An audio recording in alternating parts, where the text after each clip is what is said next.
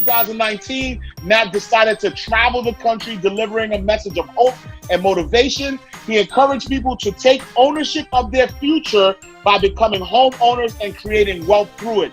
He not only empowers individuals to become owners regardless of their current status, he provides step-by-step tips on how to take advantage of ways to save money and improve their credit. Once completed, he continues educating them through the mortgage process with current market rates, special buyer programs, or different types of programs beneficial to the borrowers. Ladies and gentlemen, round of applause for my man, Matt Garland. What's good, brother? Yo, my guy Ash Cash, man. Listen, man, that bio will never be the same ever again. Like, bars, baby, bars. We got to drop bombs tonight. We got to drop I ain't talking about red. Sure. I'm talking about wet. Money ain't a thing. Money ain't a thing. Money in the bank. Money in the bank. We can talk, but money talk. So talk more. Ash Cash Show. Ash Cash Show. The Ash Cash Show. Ash Cash Show. The Ash Cash Show. Ash Cash Show. The Ash Cash Show. Show. Ash Cash Show. Ash Cash Show. The Ash Cash Show. Ash Cash Show. The Ash Cash Show. Ash Cash Show. Baby, I got your money. You are now tuned in to the Ash Cash Show, your number one source for financial motivation. Get your mind and your money right. Like I was seeing you around, fat shout to my Earn Your Leisure, my brothers, Troy and Rashad, I was seeing you around, brother Andy with the credit. Like I was just seeing you. I was just seeing Matt everywhere. Like I was seeing your face. I was seeing what you was doing. Like you was literally the plug behind the scenes. And then as we got to get to know each other and got connected, I'm like, yo, this dude is the real deal. You know what I'm saying? He's somebody that's really for the culture. He knows what he's doing. He's been around for a long time. And I just felt it important to kind of have, your expertise, right? To share you with my audience, because at the end of the day, it's about empowering, right? Financially empowering people. And so I read your bio. I want to give you the opportunity to kind of tell me in your words, who is Matt Garland? So, Matt Garland, man, first of all, thank you for having me on the show, Ash, man. This is a truly an honor to be a part of your platform. Shout out to the entire audience for taking this time that they're going to spend to listen to, whatever I have to say. I believe collaboration is greater than competition, first and foremost. And, being a licensed mortgage professional, been in the business for 18 years, I work with, so many different professionals to help Americans achieve the goal of home ownership and creating generational wealth. So one of the things that when I started really getting into social media about 2 years ago, and shout out to Rashad from Earn Your Leisure too, because he was one of the people that really helped me understand the algorithms and how, as professionals, especially Black professionals, can really attract an audience and maintain their attention. Because in this day and age, people have ADD. They're here today, 15 seconds, they're looking at something else, right? Yeah. So by collaborating with financial advisors, life insurance, tax professionals, CPAs, real estate agents, wholesalers, investors, contractors, you name it, kind of bringing them onto my platform, even before I had a platform, right? And just sharing their knowledge and their intellectual property with whoever will listen, it really helped me grow, right? And these are folks that I work with on a day-to-day basis, behind the scenes trying to make deals happen. But what I didn't notice, what I did not see on social media is no one was highlighting mortgage professionals. No one was highlighting real estate agents. No one was highlighting contractors or CPAs, stuff like that, and collaborating them at the levels that I started collaborating with them on social, with content and things of that nature. And it took off, and people really started understanding, like, wait a minute, it's not just about a real estate agent looking at a house. I need to start looking at life insurance. You'd be surprised how many people don't have life insurance. Be surprised how many people don't understand simple budgeting before they even go purchase a home. And they have 401k, but they don't even understand what it's invested in, or how to manage it, right? So when I started connecting the dots online and having this type of content on my page, people started executing. I can't tell you, bro, how many times people reach out to me. It's like, listen, I contacted a financial advisor that I saw on your page and they got me right. I'm able now to understand my 401k. And I haven't done a deal with these folks, but they're still reaching out to me saying, hey, because of your page and I watched this video on YouTube, on Instagram, or your live or whatever, I reached out to that person and I had a conversation. I was able to execute and protect my family. That to me is far, it's priceless. You know what I'm saying? Right. $1 billion+ in loans that I closed don't even measure up to when someone tells me, hey, I just got life insurance. Right. You know what I'm saying? Like I just got a financial plan because of an advisor. Like, hey, I contacted your CPA that I saw on your page, and she really helped me get my taxes together, put together a tax plan. That 1% mentality that our culture really don't think about. And if you look at the 1%ers in this world, and a lot of 1%ers folks, these folks, they got everything. You know what I'm saying? Yeah. Everything. They have a whole plan. They're structured and they follow their plan. And they have professionals on their team. But what I noticed in our community, we have ego. We don't want to quote unquote tell people our business. We don't want to, rely on someone's opinion. And for the most part, and I'm not trying to be, bring race into this too much, but sometimes our own people don't even want to do business with our own people for numerous reasons, right? And it's like, look, man, you don't have to just go to the white person or the Jewish guy or whatever. Like, there's Black professionals in every aspect that you can go to and work with. So that's what I try to highlight on my platforms with collaboration, is that African American, Hispanic professional, and especially the females, because I believe, my personal opinion, the Black females and Hispanic females don't get enough shine, especially in the real estate industry. So I do my best to highlight women on my page, because there's a lot of dope women out here in real estate and all walks of life in business, and especially in the financial literacy space, that are killing it. But they may not have the platform, they may not have the reach. But if you sit down and hold a conversation with them, you're like, holy smokes, this woman is super dynamic, right? So I try my best to highlight folks and collaborate, and I learn from them at the same time. When I'm asking them questions, I'm not just asking for the audience, I'm asking for myself some of the times too, to get clarity on certain things. So it's been a journey with social media, and I'm just very happy that people are, listening to me, man, and taking action. Most importantly, people are taking action. So that's key. Yeah.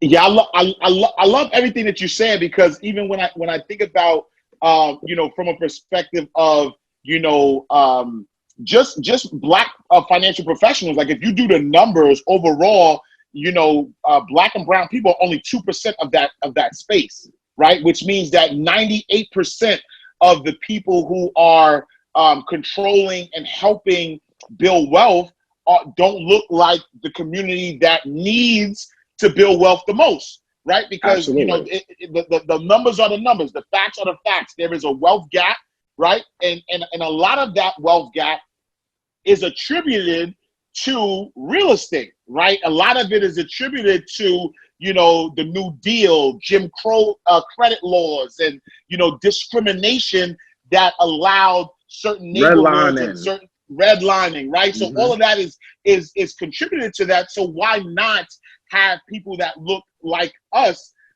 focus on building wealth to that community that needs it the most? So I love what you said there. And so talk to me about now, right? Because I'm getting right to the nitty gritty of it. Everybody, I'm hearing conflicted things, right? COVID-19 is happening. Industries on lockdown. 40 million people have lost jobs so far, which I think the number is low, because at the end of the day, it's 40 million based on a 6-week trajectory, but what about the people who are in week 8 and week 9? They're not being counted anymore. And so I think honestly the number is 60 million, but I'll take the 40 million number. And so you got 40 million people out of jobs. You got people not paying rent, people not paying mortgages, and so people are like, yo, I've read some places where mortgage experts are like, the real estate industry is going to take a 20% dip. Some people are saying no, still, start to buy now. Somebody, Matt, the mortgage guy, right, closed $1 billion in loans, in the business 18 years, which means that you was in the business, during 9/11, you was in the business during the Great Recession, you're still in the business now. Talk to me, like what's happening, and what do you feel that COVID is going to do to the real estate market? Me personally, man, look, I went through the subprime crisis.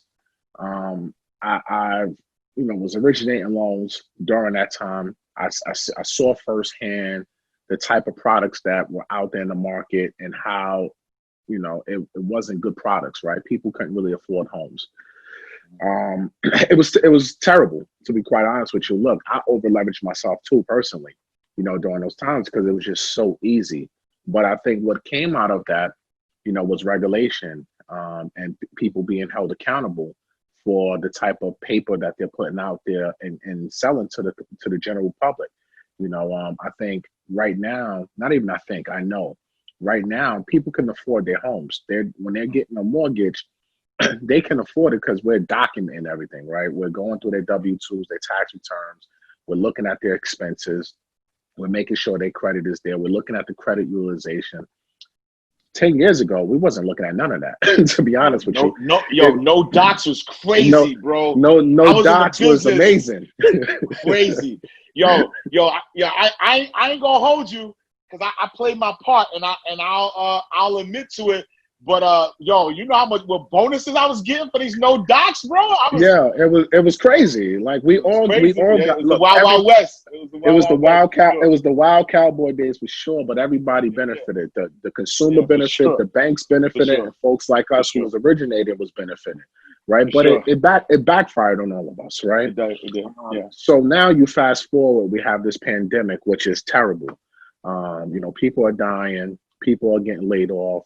People are losing their jobs. Businesses will go out of business. But I personally believe, and this is just based off the amount of people that I speak to every single day, every single week, since this happened, people who were laid off or on furlough, a lot of them are going back to work next month, right? So okay.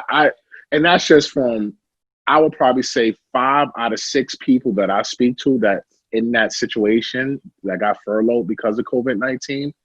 They're all now coming to me like, hey, Matt, I got my job back. I start on June X, Y, and Z, right? Yep. Or I'm starting back in July. So I personally think whether the number is 40 million, 60 million, I personally believe 50 to 60% of those people will go back to work this summer.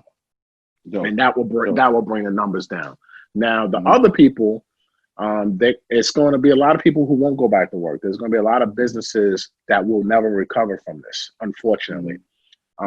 But I believe what's been happening with the government and how they've been stepping in to try to kind of bail out everyone, from big business to small business to the consumers. If you look at the forbearance plans, there was a lot of confusion when they first rolled this all out with if you take out the forbearance agreement where you have to pay it all back. Over the last couple of weeks in the month of May, they definitely came out and clarified all these things where homeowners are not required to pay any lump sums back. The service and lenders have to work out payment arrangements. Even folks who took out forbearance agreements and they get back on time after 3 months of payments, they're eligible now to refinance. When they first came out, they wasn't eligible to refinance up until 12 months after the fact. So I think from what the government's been trying to do with these stimulus packages, they're trying their best to help out everyone that they can. They're printing money left and right like I've never seen before in my life. Not everyone, and we all know this, bro. Let's call a spade a spade. Not everyone's going to get help, whether it's a good economy, bad economy. There's always going to be casualties of war, unfortunately. Right. That's just the name of the game. So I think personally, just to answer the question, is it a good time to buy real estate? me personally, if you are financially secure, if you know you have job security, right, you're still getting money, you have savings for down payment and closing costs, plus you have reserves. And if your goal was to purchase real estate in 2020 prior to COVID-19, I personally feel, my personal opinion, that people, you should still go out and look to buy real estate because there's a lot of opportunities that are presenting themselves.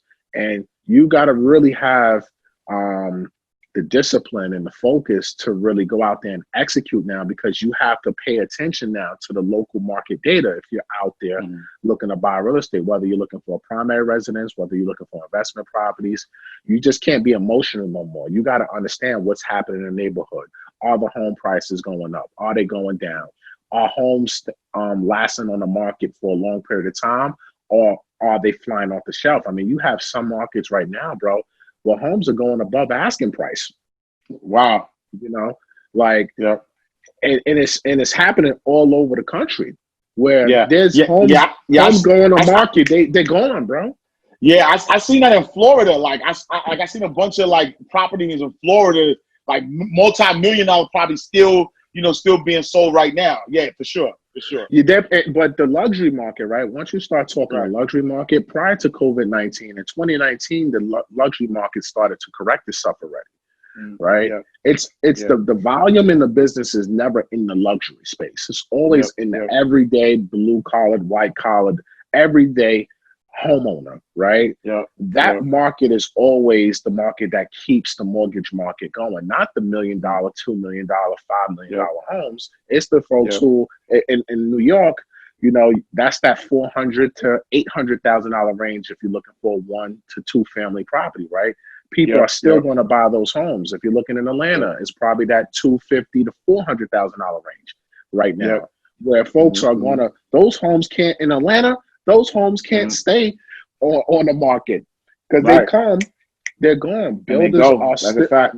Builders are giving incentives, throughout the country for people to still buy real estate. They're making it so attractive for folks to buy. And if you couple that with low interest rates in the high 2s, low 3s, this is the cheapest money has ever been. So should you buy real estate right now?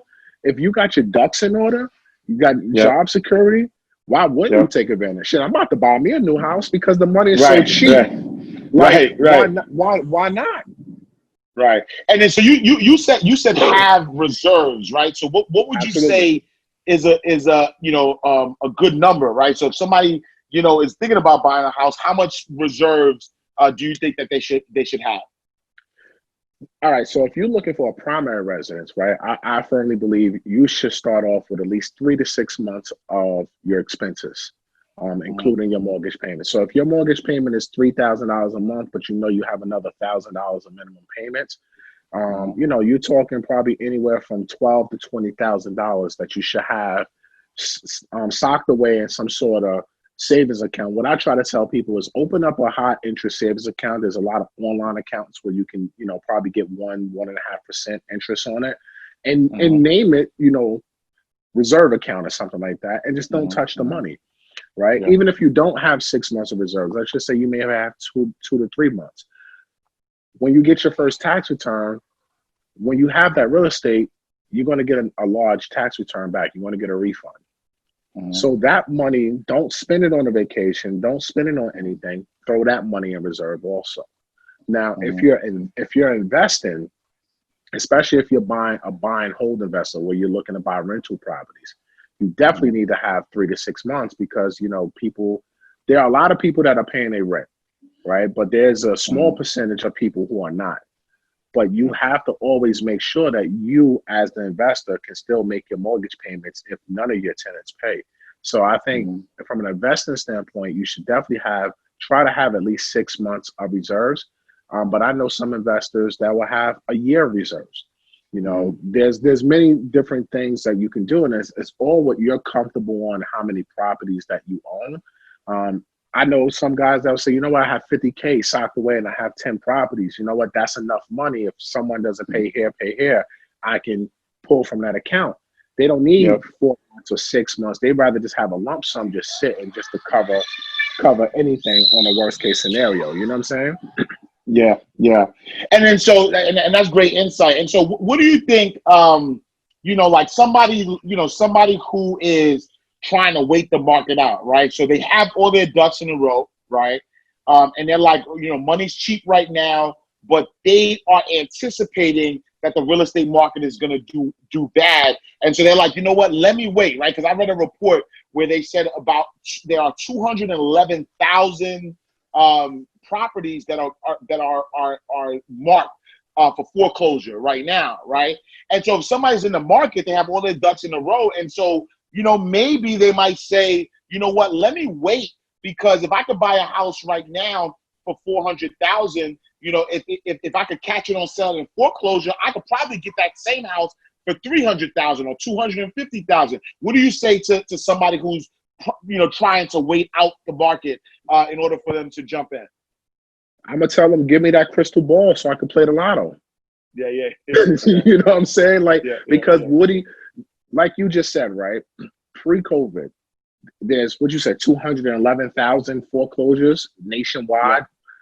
Yeah. So now, what do you think is going to happen now, where foreclosures are pretty much suspended all around the country, right? Those folks who are already aligned, they're not going to get foreclosed as soon as America reopens, because the only thing they got to do is go to a judge, COVID-19. Right. You know what I'm saying? So the people who are really impacted by COVID-19, and there will be opportunities like that where somebody just lost their job, their business, they have no reserves, they have no money, they can't afford nothing. They're going to have to sell or foreclose on the property. But really think about this, bro. We're in 2020, May, June, or whatever, right? We're not going to see that until probably 2 to 3 years from now, because we see what the stimulus packages are doing. They're trying everything in their power to prevent as many foreclosures as possible from people who were affected by COVID-19. So the banks are going to work out loan modifications. They're going to work out this. It may be 2 years. It may be 2022 before we really start seeing the impact of foreclosures from COVID-19. Now, in that time, and this is what I try to tell everybody, rates are dirt cheap right now. Free money right now. Is basically free. So if that does happen, let's play devil's advocate real quick. If it does happen, that $400K goes to $250. What's your rate now? Gonna be 7%, 6%, 5%. So point. Is your payment still going to be the same payment as it would have been if you bought the 400 with the cheaper money? That's a good point. But that's a good point, man. But I know there's going to be naysayers that say, well, you can always refinance. You can always refinance and get a lower rate. That is true, but that's only if the market is low to refinance. So that's what people don't. When I see this online, I just look at people like, yo, you're so everybody's an economist, first of all. Like, come on, give me a break. Everybody knows, that's the curse of social media and the internet is that everybody reads an article and they think they know something. Right. And especially the people who didn't even go through the last recession. And that's the funny thing to me. You're 25 years old. You didn't go through the last recession and you think you know what's going to happen to this. Like, come on, bro. But the reality of it is lower prices, higher interest rates. It is what it is. Look what the rates were 10 years ago. 6%, 5%, 7%. When I came into business, bro, rates were my first crib. Fuck what I was doing for other people. My first crib, I had 7.25. You know what I'm saying? I had a 7.25 for my first crib. Wow. And I was in the business. Right. And I was an arm. It wasn't even a fit. Right. When rates started going to 6%, it was like, oh my God, 6%. This is crazy. Then it started going to 5%. It was like, holy smokes, rates are 5%. This is amazing. So now when we at 2.75, 3%, people are like, yo, I'm gonna wait till like this foreclosure wave happen. Like what are you waiting for? But God bless. If you want to wait, go ahead. Like, look, different strokes for different folks at the end of the day, my guy.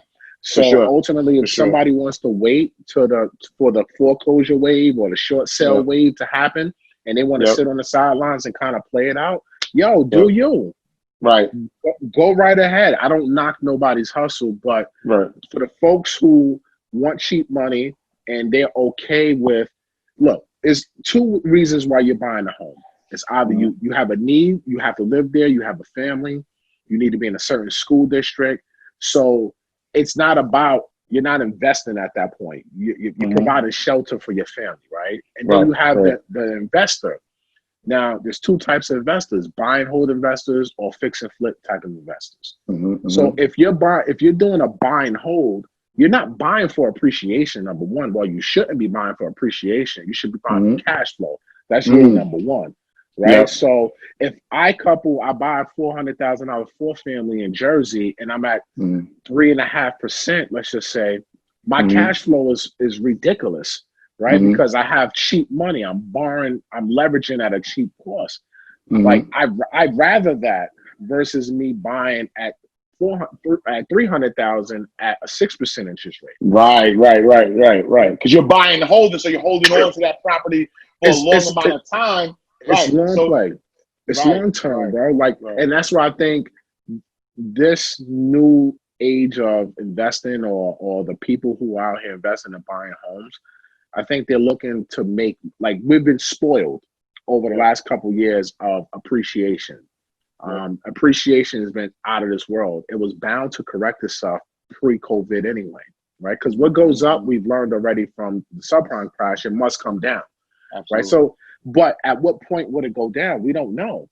Like, no one has a crystal ball. No one can predict where home prices is going to be. I can tell you what's happening now in different markets because I've been covering different markets on my YouTube channel, from Atlanta to Philly to all over the place, right? And every realtor investor I'm speaking to, these are people who are in the mud every single day, rolling up their sleeves and transacting on real estate or helping folks buy real estate. Homes are flying off the shelf right now. Yeah. And this is what 40 to 60 million people furloughed and out of work.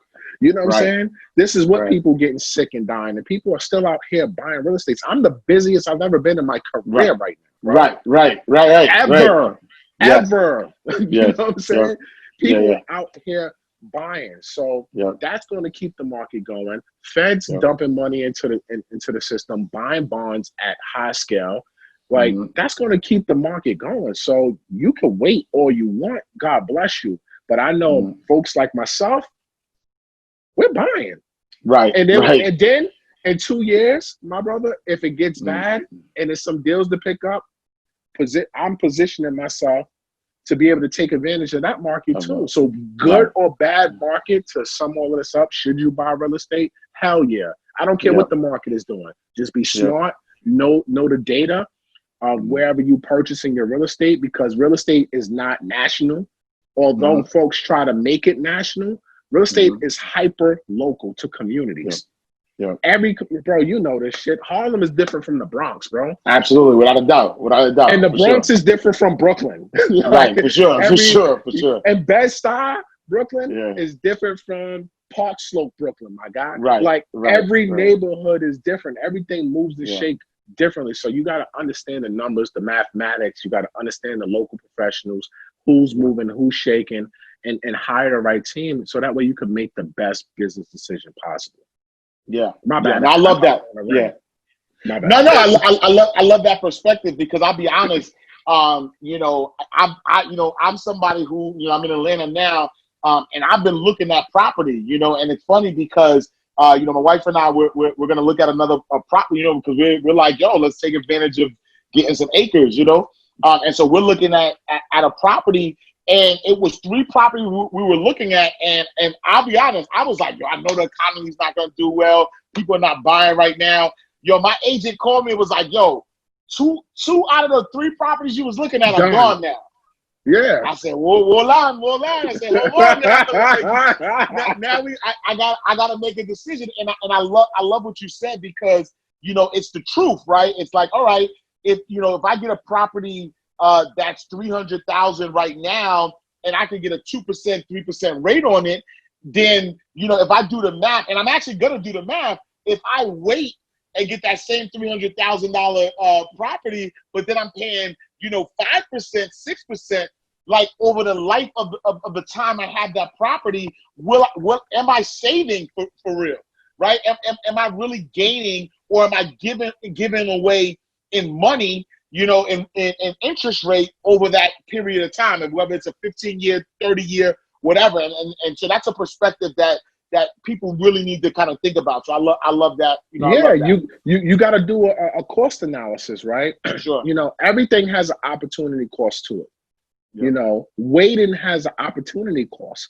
So you got to measure out, okay, let's do a what if simulator. If I can get this property at 3% today for $400,000, and you could do it on a freaking calculator and pull up an amortization schedule, and it'll tell you what you need to know right there. What if the same property went, $100K less in price, but if the interest rates went up 2%, how would this look? The number, men lie, women lie, numbers don't at the end of the day. Facts. Numbers don't lie. And if you do it, because I've done this several times, like you're gonna be like, wait a minute, what am I really waiting for?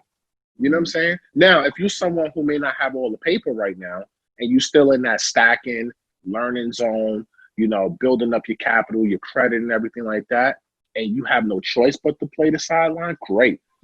Educate yourself, build your foundation. Look, everybody want to start. You can't build a house with starting with the roof. You got to start with the foundation. You know what I'm saying? So if you're in this quarantine and you're in a learning zone, you need to learn. You need to educate. You need to start interviewing players that you want, from contractors to loan officers to, property managers. If you're trying to invest, you need to start gathering up this information right now and interviewing folks right now. So that way, when you're ready to execute, you're not behind the 8 ball. You're already ready to go.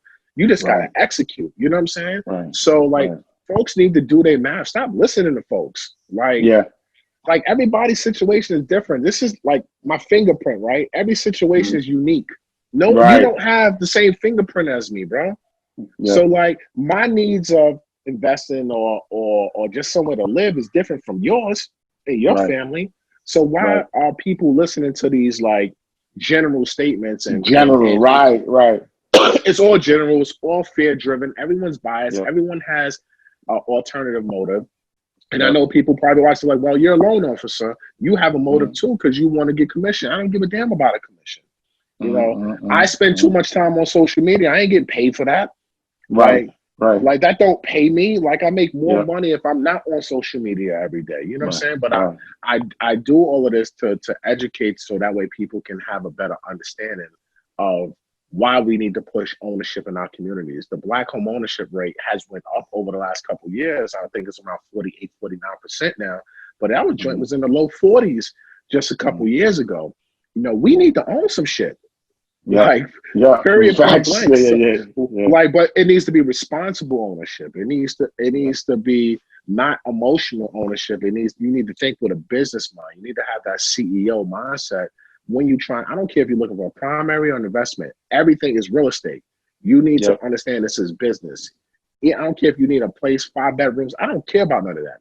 Does the numbers make sense still? You know what I'm saying? For you to purchase property. And you make a decision from there based off of your needs. Have the information, have the facts for yourself. Don't listen to the outside noise. Keep your blinders on and make a decision based off of for you and your family. Period. Point blank. No, I love that. And so, I have a lot of people who are, first-time home buyers who listen to the show. What is the biggest mistake you think first-time home buyers make when they're trying to go through that process? Oh, like I just said, they're trying to build a house, but they start with the roof. You know what I'm saying? Right. And then I start with the foundation. The biggest mistake, number one, is mindset. People's mindsets are all over the place, right? So when you think about going into anything business related, your mind has to be right, meaning your maturity level has to be right. Your discipline has to be right. You have to be responsible. You have to be a fucking adult. Right? You have to want to seek out professional help and learn, right?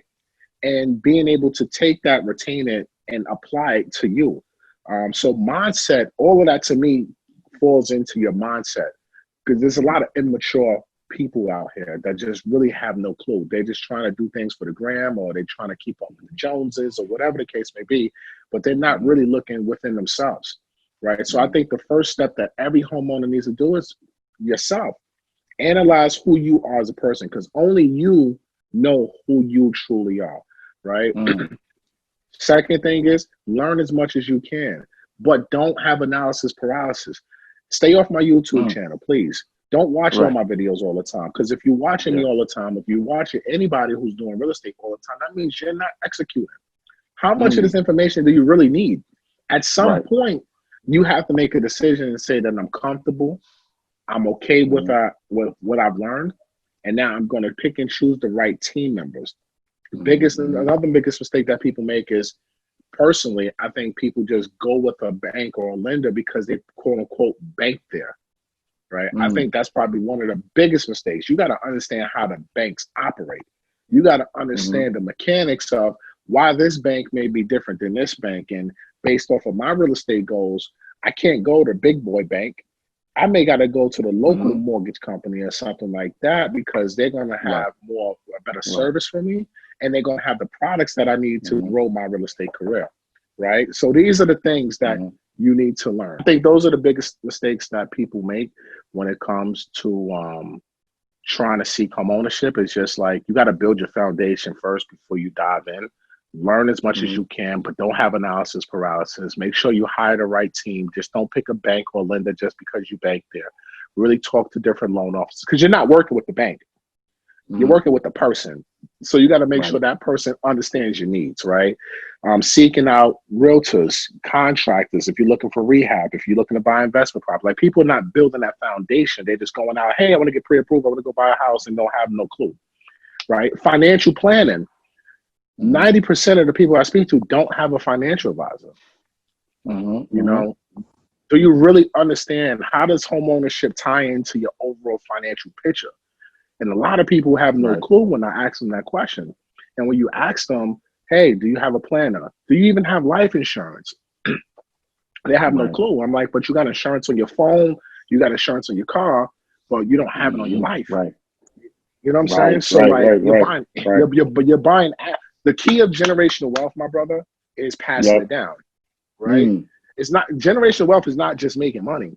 It's being able to pass it down. Say that again, man. Generational wealth is not just about making money, man. It's about passing it down. And if you're not, estate planning and life insurance is the bridge to generational wealth, right? So if you don't have that bridge set up and if it's not even on your mind, then that's why I say your foundation is not right. Your mindset is not right, because you're just thinking about, I want to be a homeowner. I want to be a homeowner. I want to have parties and barbecues and bar mitzvahs, but you're not thinking about the asset protection part of it. You're not thinking about the tax planning of it. You're not thinking about the 1% mentality. So you have to have a 1% mentality, you have to focus on your foundation, and then you have to build a 1% dream team that can help you execute at a high level. So that way, 20 years from now, 30 years from now, God forbid something happens to you, your family's already good because you already planned it out and you already taught them how to rock and roll. You know what I mean? Yeah. So no, I love that's it. I think was really the big mistakes. No, I love it, man. And it's funny you say that because I remember one of my next door neighbors. He was like 80 something, and he had his daughter. It was back when I was in New York. It was a 2-family house that he owned outright. His daughter lived downstairs with her son. He wound up taking a reverse mortgage, didn't really understand what he was getting into, took out a reverse mortgage, had no life insurance on his life, had no way to kind of pay it back. He passed away. The daughter had nothing, right? The company took the property. Daughter had nothing, to the point where she had to really like start her whole life over because that asset wasn't protected. So I see that all the time. So I'm glad you brought that up. All right. So in closing, talk to the people, man. Like, where can they find you? If they want to connect with you, because I also know during this time you're busy. You're also hiring too. You know what I'm saying? You also got some jobs out here in these streets. And so if somebody's listening, they want to get into they want to get busy too. They want to get into the business. What can they do? And then also, how can they connect with you? And how can they get all of this? Because this is not even a portion of the information that you give out, right? Like freely. You know what I mean? So how can people connect with you? Yeah, I mean, so they can catch me on Instagram or YouTube. MG the Mortgage Guy is my handles for both outlets. Instagram, if you see me on Instagram Live, definitely jump on. It's like a home buying seminar every single day. Anytime I jump on, I'm putting a lot more effort into my YouTube channel because that information lives forever. So if you want to attend YouTube University, make sure you check out my channel, MG the Mortgage Guy. Check out the playlist because my playlists are broken down between loan types and different mortgage education. So you guys can go there and binge watch that stuff. You're going to see a lot more of the educational type content on my YouTube channel versus my Instagram. Yes, I am hiring. I'm a division manager of a mortgage company here in New York. I have a team. I'm looking to hire experienced folks right now because we get overwhelmed with the amount of people that are inquiring about purchasing, refinancing, or just getting pre-approved. So I need to be able to hire licensed loan officers. It doesn't matter if you're here based in New York. I'll take remote folks. We're licensed in about 30 states around the country. So definitely looking for licensed loan officers, salary plus commission type setup. All leads are provided. We get hundreds of leads on a monthly basis. So I'm definitely looking for that. And also processors and underwriters can never have a shortage of those because as the pipeline and everything grows, my brother, we definitely need more operational support. So, if you guys are looking to hire, looking for a job or employment, only thing that I do on my Instagram bio, I have my email there. So you can just shoot me an email. Just tell me Ash Cash Show on the subject line. So that way, when I search the emails, I can just put Ash Cash and I can find your emails easier. And even if you have any mortgage or real estate questions, you can do the same thing. But I would tell you guys, if you have questions, just please be patient. I get bombarded with emails. I do my best to answer every single last one of them. But just please be patient because some people are very impatient in these streets, my brother. Like they expect, I don't know why they think they're the only person reaching out to someone, or like like it's crazy, man. It's just and that's maturity, that's mindset, right? That just shows me yo, you're not even ready because you will understand. Like if I have 100K people on my page, like you're not the only person reaching out. So please just give me some patience. I want to help you, but be patient, right? So those are the platforms where you can find me. And like I said, I want to grow my team. I'm looking to run $1 billion a year mortgage company. And that's what I'm looking to build up to. $1 billion. I'm trying to do $1 billion a year, man. I'm right now, I'm in a stage of my career where I'm transitioning out of that day-to-day loan originator role. Because I realized that in order for me to hit the real goals that I have, I can't be the person on a loan application no more. I have to focus on building out the team, managing that structure, systems, and rainmaking, quite frankly, and being the face of my brand. But in order for me to get the Billy, I got to have collaboration. I got to have licensed, experienced folks that can sit here and they understand my vision. And they want to grow as well. So if they win, I win, right? So that's kind of where I'm at right now in my stage of the career. But I'm still originating loans. I'm still talking to people every day with pre-approvals and realtors and stuff like that. But hopefully by the end of 2020, I'll be fully out of that capacity and more just in a leadership role. And hopefully 2021, we can hit close to $1 billion and just keep it going from there. As far as anybody else, you heard it first. You heard it first on the Ash Cash Show. We're trying to hit $1 billion in 2021, and you know what? You can't do that without a good squad, man. You can't, like Jordan didn't win rings until he got a team, right? You can't do this without a team, and that's one thing that I've realized in my career of someone who's always ran as a solo guy and maybe had an assistant or two. Now I'm realizing as my popularity starts to grow online, that damn, I need more people, right? And I need more people stat. So you can catch me on that. You can catch me on Earn Your Leisure platform, Earn Your Leisure University. You guys can acquire more about that. And with DJ Envy and Flipping New Jersey, Caesar, I'm on tour with them.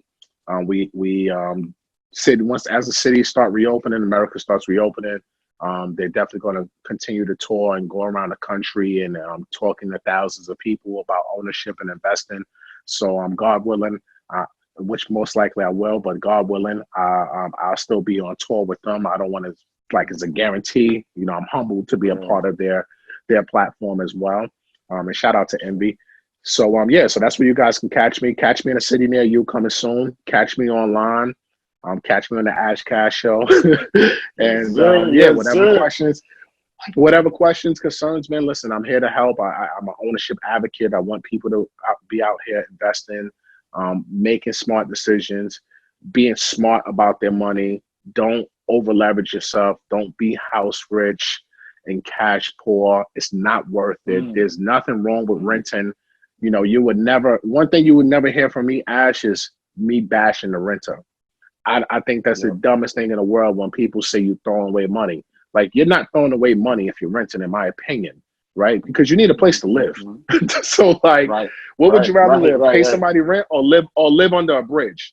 So, like, there ain't nothing wrong with renting. If you have to rent while you're getting your stuff together, that is okay. Don't let no one tell you anything different.